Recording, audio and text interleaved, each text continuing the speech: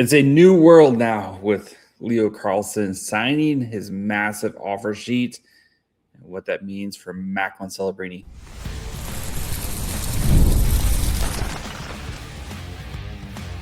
You're Locked On Sharks, your daily podcast on the San Jose Sharks, part of the Locked On Podcast Network, your team every day.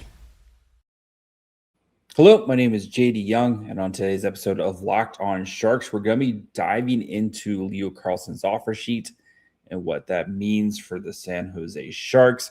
We'll talk about why Mike Grier needs to take care of his own business, what this means for Celebrini, and of course, when it comes to his massive extension. But first, we're going to kind of dig into the nuts and bolts of the Leo Carlsson offer sheet, why it happened, and kind of what this means for him, the Ducks, the Sharks, everything going forward here. And one of the most stunning moves I think we've all saw, right? The most Friday afternoon, Friday before a major holiday in the U.S. news dumps possible, right? So Leo Carlsson getting a 5-year, $90 million offer sheet, $18 million AAV, which would make him will make him, no matter what, if he plays for the Flyers, if he plays for the Ducks, whatever, he will be the highest paid player in the NHL next season. So let's kind of go back, right, and think about, you have this 2023 draft, right, where it's Bedard, it's Leo Carlsson, and then Adam Fantilli, right? The three centers all go 1, 2, 3 in that draft, right? And then the next year, 2024, you have Macklin Celebrini, who gets selected number 1 overall. So you have all these guys here who are all around the same age, players who are all going to be expected to be compensated as such, as up-and-coming young players, rising players in the NHL. And it seemed like, going back to last year, the Ducks and the, just like how Macklin Celebrini is eligible for an extension right now, Carlson, Bedard, Fantilli, all eligible for extensions July 1st, 2025. Clearly, none of them signed an extension, right? And with Carlson, right, you can see maybe from the Ducks' perspective where he had a first year, right, he missed some time with some injury, and then, really kind of started to take off in that full second year with the Ducks, and, kind of showing flashes of why he's supposed to, kind of be the next dude for them. His second season, first season, 55 games, 29 points there. Second season, 76 games, 45 points.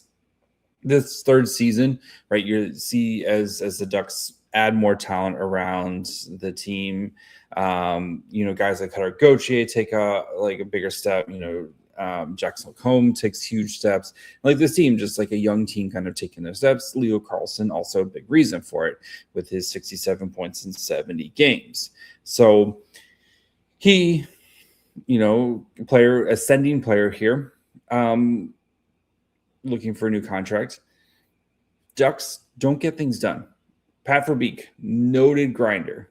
I think there was a athletic poll that said, like, which front office, asking different ages and stuff like that, which front office was the hardest to deal with, and the Ducks and Verbeek cleared. Just guy who grinds out every little thing, right? You look at the Mason McTavish deal, which took forever to get done. That doesn't get signed until late September last year. And then McTavish goes on to have a poor season because he can't get into training camp because he doesn't have a new deal.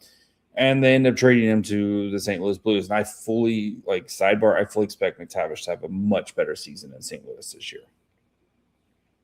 Leo Carlsson, arguably the face of your franchise, or at least one of them, right, as a second overall pick.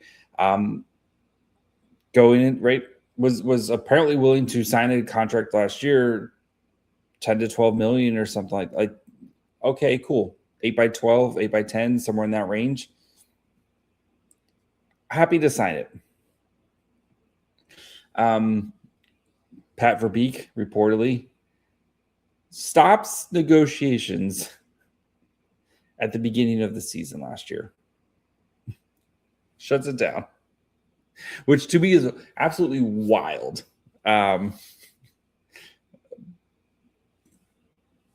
So goes into this year. No contracts July 1st. Okay.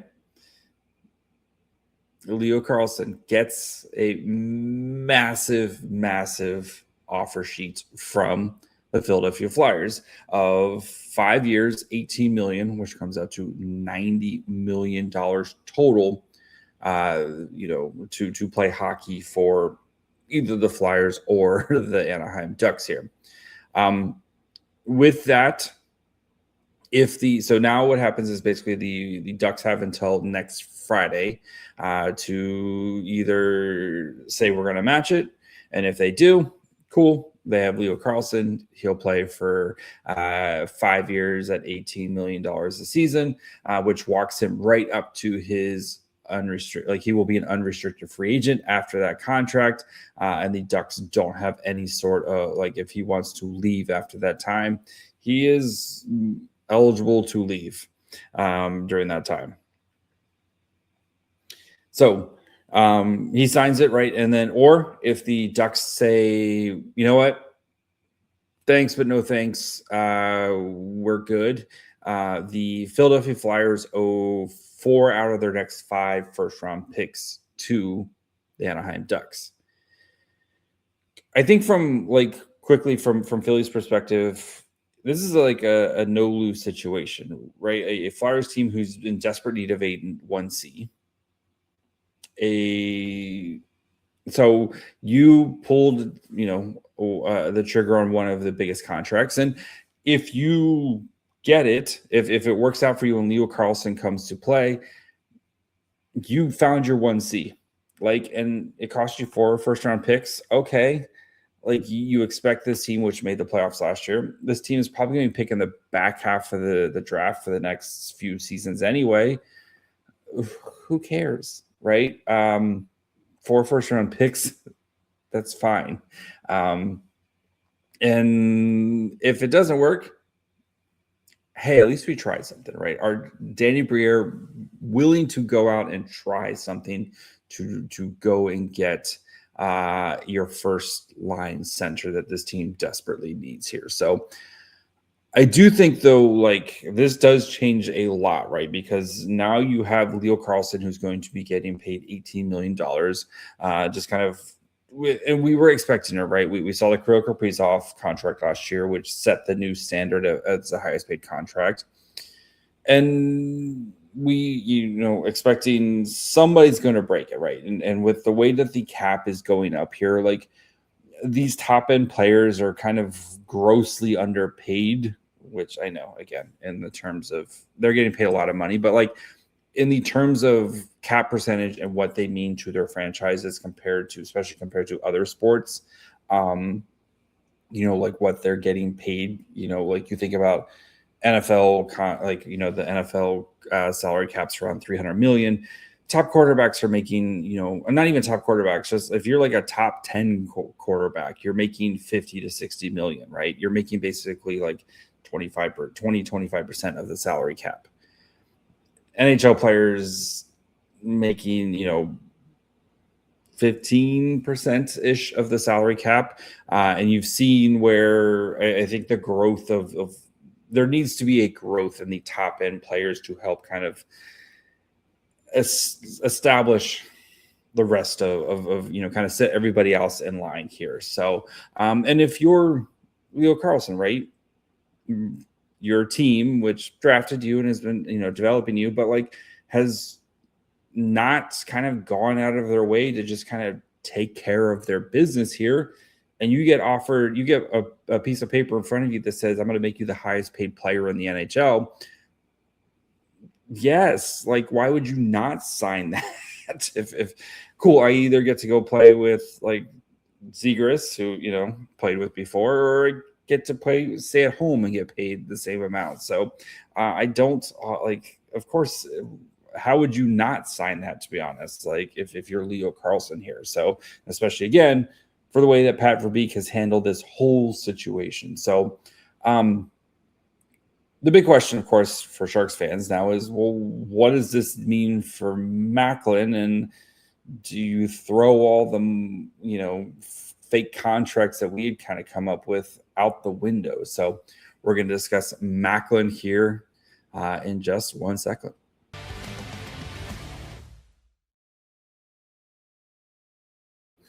The biggest stage in world soccer is here, and every match feels like it's a potential for a memorable moment. One goal can completely change the energy of a game, shift momentum, and alter the outcome in an instant. That's what makes tournament soccer so exciting, from the opening whistle to the final kick. Now FanDuel is giving fans another reason to stay locked into every match with every goal pays. Bet on a match and get bonus bets every goal scored in that match. More goals mean more bonus bets. All you have to do is turn on your token.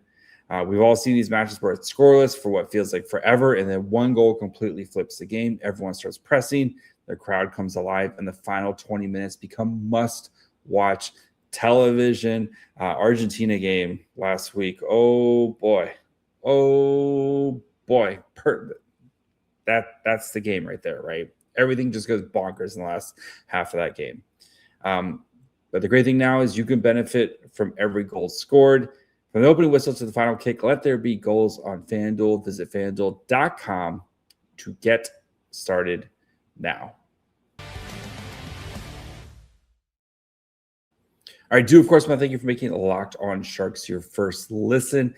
Proudly part of the Locked On Network. We do cover your team every day, and we are going to continue 5 episodes a week throughout the summer here, so make sure you follow along wherever you get podcasts. Of course, you can watch on YouTube as well. So, Macklin Celebrini, right? Part of that kind of four players that we're all watching, right? Fantilli, Carlson, Bedard, Macklin. And I think that's how you kind of rank them, right? Macklin at number 1, then Bedard, then Carlson, then Fantilli. And how do those kind of contracts all work themselves out here, right? And Macklin, who's become an absolute superstar already, for the San Jose Sharks, right? Broke the franchise record of points. Was it like 4th in the Hart voting last year? Like, if you're Macklin and his representation and you're going, well, that dude's getting $18 million. Why would I settle for less? And maybe Macklin takes the, Crosby approach of I'm going to sign, team-friendly contracts, and he very much could, right? And once you get over, once you're in that, 14, 15, 16, 17, whatever range you're in, yes, if you're Celebrini, having the money is nice, but, what's another $1 million going a year going to, do for you, I guess, type of thing, right? And Crosby, we kind of talked about what Macklin would potentially make coming out of his first contract. Don't forget, Sidney Crosby's first contract was still 15% of the cap, right? That's that kind of magic number for, I think, for some of these players, that 15% at the cap spaces has kind of been, Celebrini, or not Celebrini. Crosby was around 15%. McDavid was around 15%. Matthews was around 15%.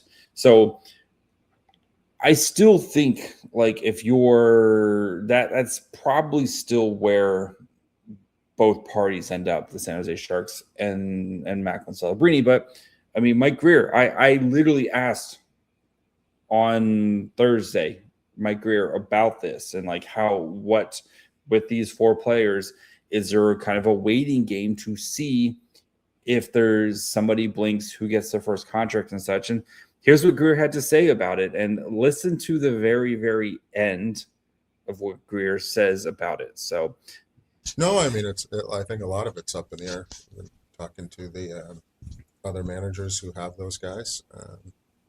I think it's, I don't know if it's a who blinks first type of thing. I don't know if someone's waiting for someone to go first or not.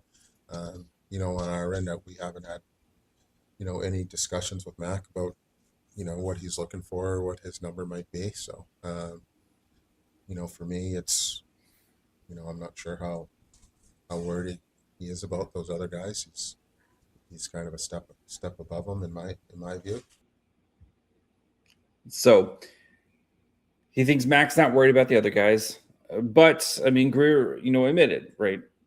Macklin's better than all these guys, and he's a step above all those guys.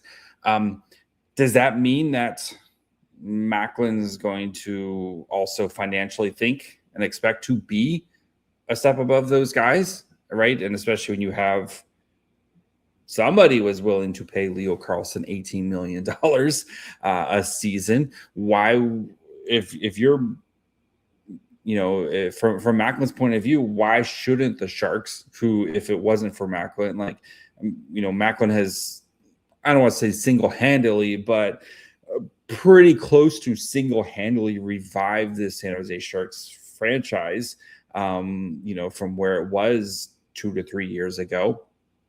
Yes, other players have been important pieces, and Will Smith's a great player and stuff, but Macklin's just on a different level, right? Macklin is on a different level compared to his peers here.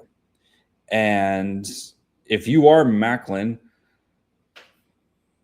what's to stop you from saying, well, he got 18 and you have said, I'm a cut above these guys. I'm better than these guys. My stats say I'm better than these guys.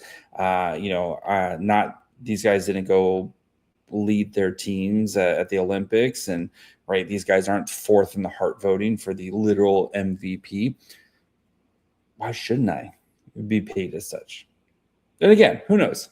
I have a feeling Macklin does seem like a guy who's, and he's already said, I'm committed to the Sharks. I want to be here and stuff. And he even I think had an interview in the past week that said basically the same thing, right? I committed to the Sharks. I want to be here and such. And there's no reason to believe that Macklin wants to leave or anything like that. But I think it's going to be very important for Mike Grier and Macklin to try to find some sort of common ground, of what a contract looks like. And maybe the Sharks go longer term, right? Where they do the full 8 years before that goes away in September. And say okay, maybe the AAV isn't quite as high, but you're getting more money, right? And if you go 17 times 8, that's 120 or whatever, that's over $100 million right there from the Sharks' point of view. Was that 120, 122, something like that? So in that range, but maybe you do something like that. Maybe it's 17 and a half, or maybe it is a little bit lower at the 8x15 that we had talked about. And because Macklin's well, I believe in you, Grier. I think I want to give you some wiggle room to try to kind of build the right team around me, because I don't want to end up like some of the other top end guys who they never really had the right kind of team around. And I'm going to take a little bit less here, but you got to do your part to try to put a proper team around me. Maybe that's the Macklin approach here. So Macklin, though, he holds all the cards here, right? Because whatever Macklin says, if Macklin comes out and says, you know what, I want the max, just give me the max. Tough. What's Mike Grier going to do? Right. And if you go and say hey, let's table this, we'll talk about it next year. Teams are going to be jumpy if somebody else will pay him. And especially if you're only giving up 4 first-round picks for Macklin Celebrini, somebody else will gladly jump in to pay said price. So I think that's going to take us to our next bit of business, which is Mike Grier. You have to take care of your business. You cannot put yourself in the same position Pat Verbeek has done. So we'll talk about Grier, why he needs to be aggressive here to taking care of it. Just take care of all this. So we'll get to that in just 1 second.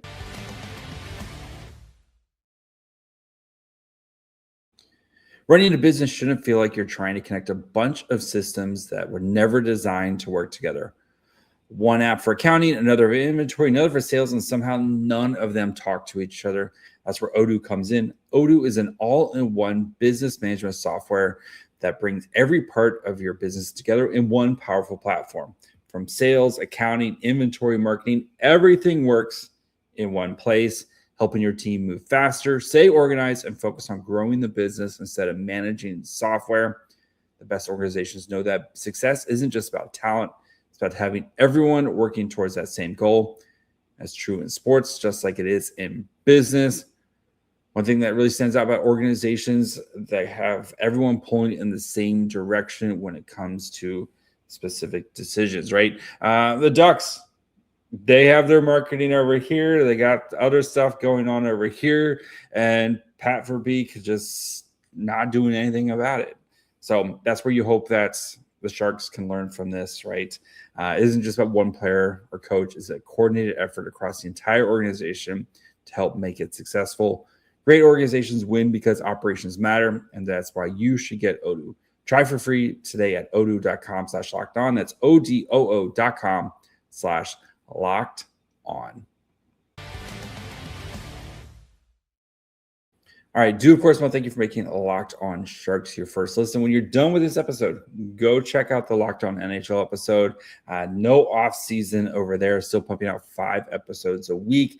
They got you covered. Myself and Seth, every Tuesday, we're going to be starting to dig in pretty soon here on team by team. We will be going through the entire NHL every Tuesday, kind of talking about them. So make sure you follow along wherever you get podcasts. And of course, you can watch on YouTube as well. Mike Grier, you got to take care of your business. So the good thing is this offseason, Mike doesn't have to worry about it, right? Colin Graf, not eligible for an offer sheet.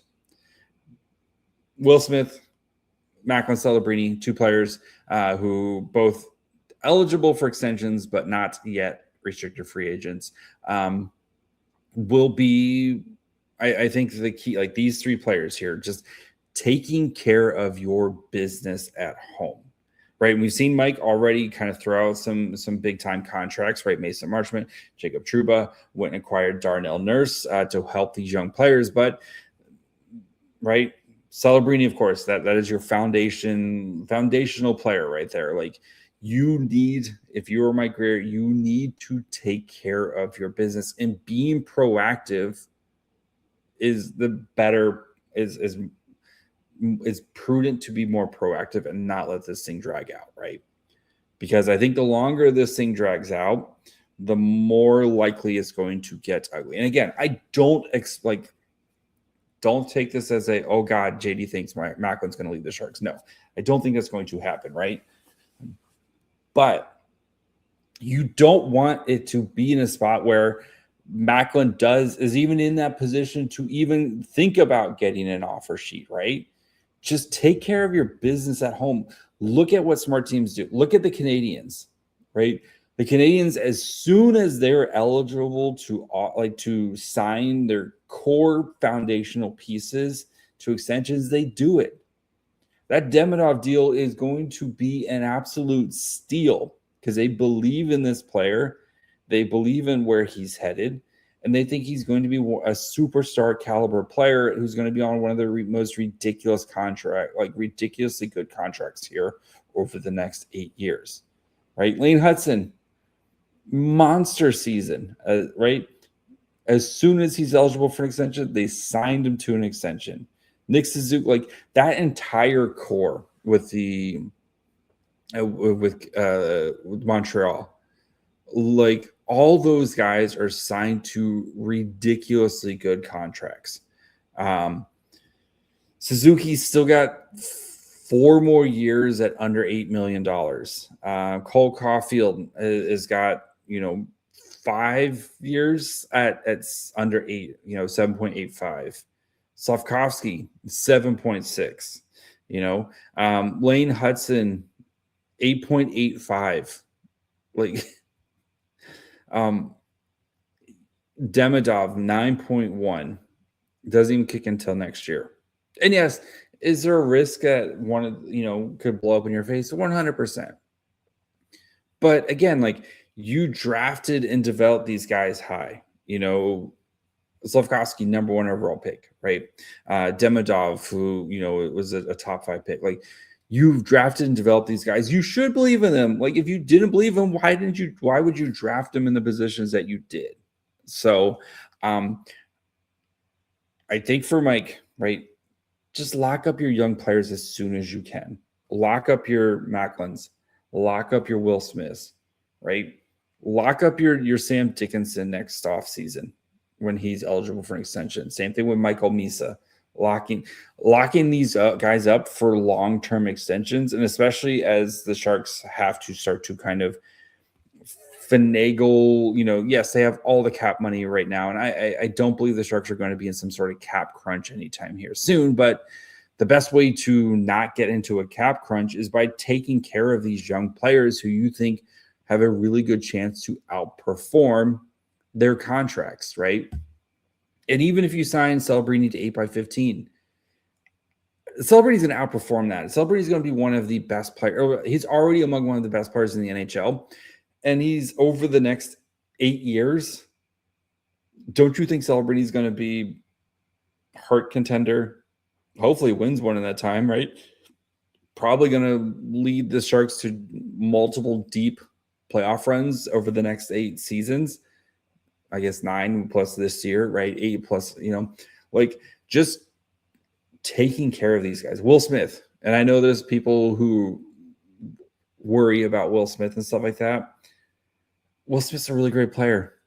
And you're seeing the Robo contract, which is going up to 14, most likely. Like, he filed for arbitration.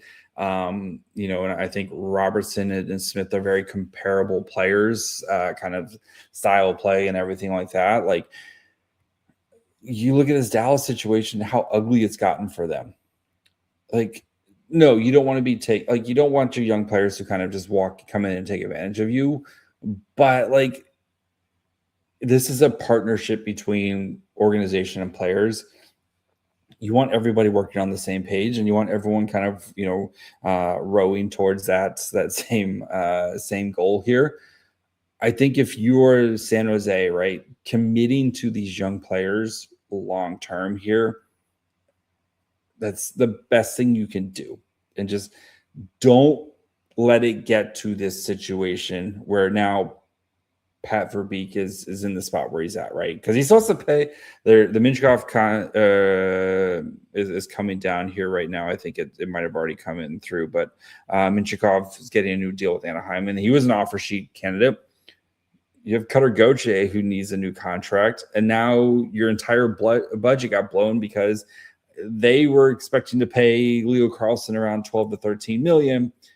They screwed around and somebody was willing to pay him 18, and now there goes their entire budget. And Mike Grier said, we've done the math. Show me that you've done the math here. Take care of your business. So I think Mike Grier is going to do it. Believe me, I don't think Mike Grier is going to let this thing drag out like we've seen from Minchikov here, or like we've seen from Carlson, we've seen from the Ducks. I don't expect that to happen from Mike Grier and from the Sharks. I expect them to take care of their business this summer. That doesn't mean it has to happen right now, right? But take care of your business before we get to training camp and stuff like that. Like, that's what you got to do, Mike. So that's gonna be it for me today. We'll be back tomorrow. We're gonna start digging into specific players. We'll be looking at one Will Smith hockey, kind of digging into his season, looking at if he met expectations, and then we'll kind of start looking ahead for Will Smith and what we should expect from him going into next year. So make sure you follow along wherever you get podcasts, and of course you can watch on YouTube as well. Follow the show on Twitter, Facebook, Instagram, and on TikTok at Locked On Sharks. Follow me on Twitter and Blue Sky at My Fry Hole. Until tomorrow, bye, friends.